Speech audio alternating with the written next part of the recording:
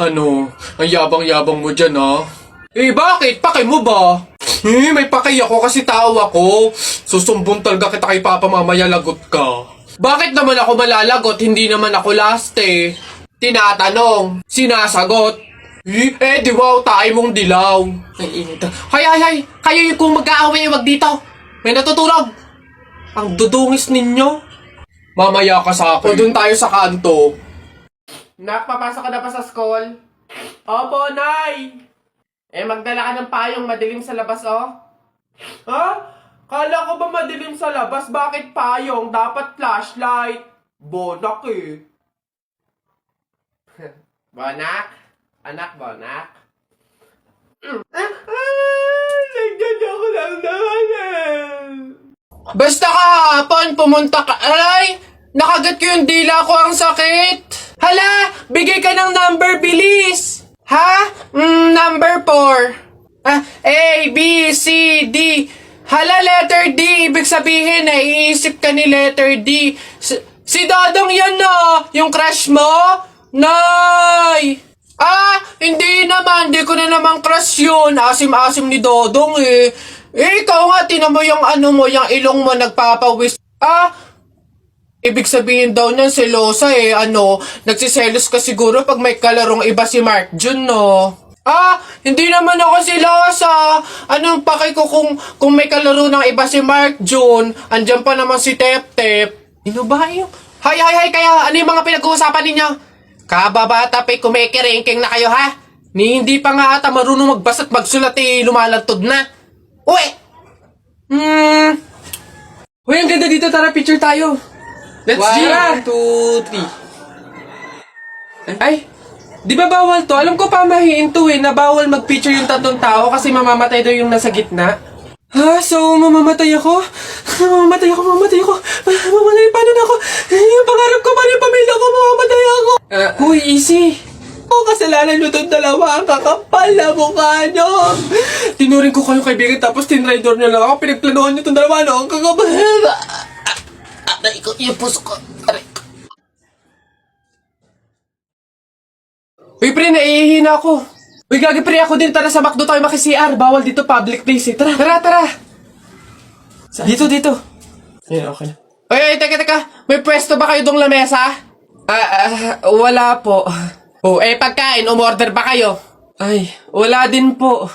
Ayun, dali. Alam na namin yung mga ganyan nyo. Hindi naman kayo mga umorder, pero pupunta kayo dito para maki-CR lang. Tapos iiwan yung makalat, iiwan yung madumi, tapos kami yung mapupurwisyo. Hindi na pwede mga ganyan nyo. Kung gusto nyo maki-CR, 20 pesos, sa akin na bayad. Ay, ganun po ba? Sorry po. Ay, ito po, boss. Hindi nyo na kami mauuto. Yun sa'yo. Ha? Ay, ito po yung sa akin. Pasok. Teka, saan ka din pupunta? Sa CR, bakit?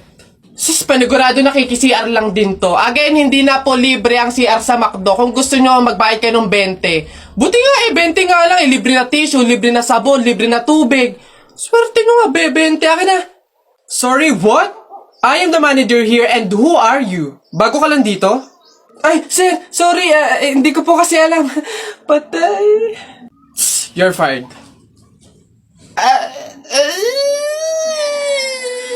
Eiling, Albert, anak, Jepoy, kumain na kayo.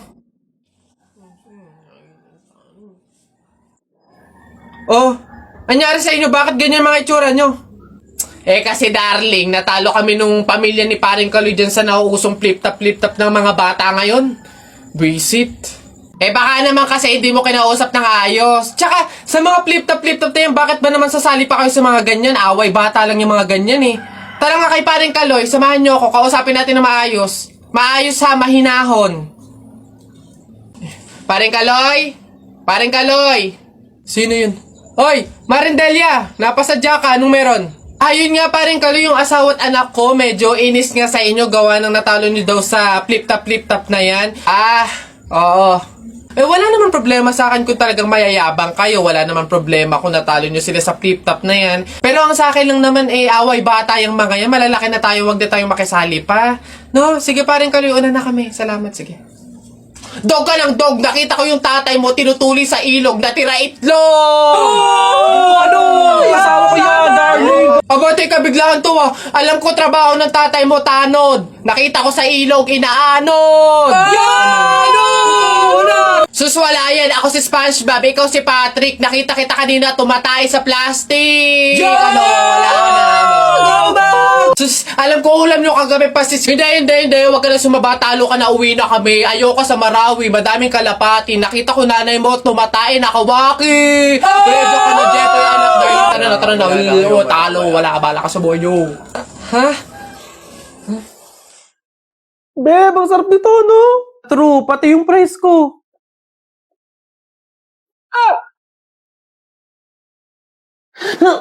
Aray! Ba't mo ako sinampal? Ingay mo ngumuya para kang kambing. Pet peeve ko yan.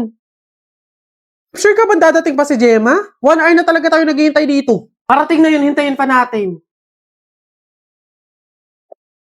Hoy! Ano? Itigil mo nga yung legs mo para ka natatain na naiihi na inaatake na hindi mo maintindihan. Pet peeve ko din yan eh. Oo, tapos ano pa sinabi sa'yo? Magkita daw kami sa Talipapa ng 4 p.m. Feeling ko closure yun, pero sa hindi ako papahalata. Teka nga, hindi ako makapokus sa story mo. Sa tigyawat mo ako nakapokus. Ay, sorry hindi ko kayang desisyonan yung mga pimple na to. Dahil kaya mo mag-Dr. Leo Acne Drying Lotion ka kasi 24 hours lang liliit magda-dry out at hindi nakapansin-pansin yung mga pimples mo. Hindi lang yan, makakatulong din to para sa mga future breakouts mo. O ito pa, it also works on stubborn acne marks to improve skin quality. Totoo pala talaga. Eto hindi na to character ha. Kapag may mga pimples talaga ako, eto talaga yung ginagamit ko kasi napakabilis lang makapagpatuyo ng mga tigyawat dahilan para bumaling at mawala. Isama na din yung mga acne marks, yung mga dark spots, tanggal talaga lahat yan, dahil promise, maglalagay ako nito sa mga tigyawat ko sa gabi, tas kinabukasan, dry na siya, yung hindi na siya masakit hawakan, then ayun, tuloy-tuloy na siyang mawawala. O siya, babalik na ako sa character ha. Beshi! Okay na, wala na yung mga pimples ko! Pero teka, naiinis pa din ako sa'yo. Baka buong pagkatao mo na yung pet peeve ko. Diyan ka na nga. Gulay po, gulay. Ate, kuya, gulay po. Aneng, pabiling gulay, halagang 50 pesos. Sige po, ito po, oh. Okay na sana kasi yung time check. Jennifer? Si Jennifer nga. Hello. Kamusta kayo? Ang gaganda ng mga suot nyo, ah. Eto, malapit na makatapos. OJT na kami. Then after nun, graduation na. Ikaw ba, kamusta? Hindi ka na namin nakikita sa school, ah. Wala naman akong choice kundi maghanap buhay, eh. Gustuhin ko mang mag-aral, pero walang-wala talaga kaming pangtustos, eh. Naku, sayang naman. Kasabay ka sana naming makakatapos ng pag-aaral ngayon, no? Kailangan ko kasing tulungan yung mga magulang ko, eh. Pati na rin yung mga kapatid ko. Oo, nakakapag-aral ako. Pero kung nakikita kong nagugutom yung pamilya ko, wag na lang siguro muna. Di bali, okay lang yun. Hindi naman nagmamadali sa pag-aaral eh. Andyan lang naman yung education. Kapag okay ka na, kaya mo na, edi tsaka ka bumalik, di ba? O siya, dito muna kami Mahuhuli na kasi kami eh. Jennifer, good luck ha. Kaya mo yan. Wala kang hindi kaya, di ba? See you. Always rooting for you, Jennifer. See you. I'm trying my best. I'm trying my best to be okay. I'm trying my best, but every day it's so hard. And I'm holding my breath. I'm holding my breath till I can say all of the words I want to say from my heart. Tara, buhatin na natin yung kabaong. Ay, teka. Kamag-anak kayo, di ba? Oh, hindi pwede. Pamahiin yon. Bawal magbuhat ng kabaong ang kamag-anak. Yung iba na lang. Kayo na lang magbuhat dito. Kayo. Ay, kami po. Ay, hindi po. Kamag-anak po ko. Pamangkin po ko niyan. Ay, ako rin po hindi kasi ninang ko po yan eh. Kamag-anak din po ako kasi kapatid po yan ni Papa. Ganun ba? Kayo.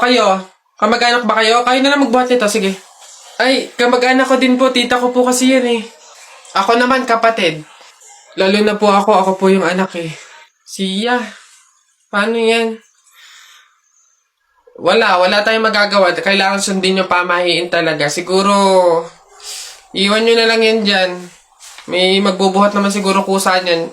Iwanan nyo na yan dyan.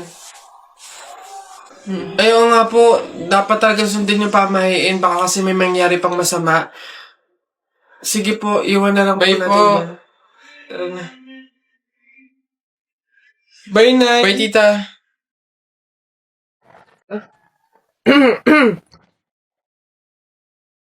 Huh? Hoy, babe! Oh, baby ko, 143, bakit?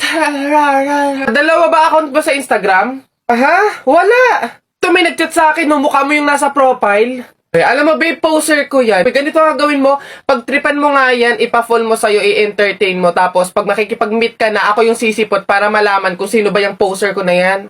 Wait lang. Ano kaya pwedeng i-chat dito? Mahal na atake. Ay, hindi na yung agad-agad naman. Hello. Ayan. Ayun na. Kumain ka na ba? Ano ba pwede i-reply ko? Ito na lang. Handa akong magutom para sa'yo! Anong magagawa? Laging natutulala iyong malap. Ano pa ba? Send moan. Anong moan? Ang bastos mo naman, babe. Nakapagkita ka na nga. Ito na. Feel ko mahal na kita kaya magkita na tayo sa ilalim ng tulay. O, yun na, babe. Nasaan na ba yun? Ate Lloyda, ikaw ang poser ko? Hindi Hindi ko nga alam yung mga poser na yan eh. May tinitignan lang ako ditong kangkong. Huwag ka na magkaila, huling-huli ka na. Ikaw lang naman yung kausap ng jowa ko na magkikita kayo dito sa ilalim ng tulay. Bakit mo naman nagawa yun? Di mo naman sinabing may asim ka pa pala? Pasensya ka na, Iha. Ang pogi kasi ng boyfriend. Ay, hindi. Kasi, ang dami mo kasing followers sa Instagram. Naiinggit ako. Baka ako pag ginawa kita ng poser, dumami din yung followers ko sa Instagram. Madali lang naman dumami yung Instagram followers. Gusto mo ba? Abay, oo naman. Paano ba yan? Pumunta ka sa TikTok account ni Kenkoy. Click mo yung link doon sa bio niya. Tapos ayun na, doon mo malalaman kung paano dumami ang Instagram followers. Siya, ganun lang pala kadali. Sige, pasensya ka na. Basta click mo yung link doon sa bio ni Kenkoy para dumami yung Instagram followers mo. Tara na, magsiuwi na tayo. Si Ate Lloyda yung kausap ko sa chat.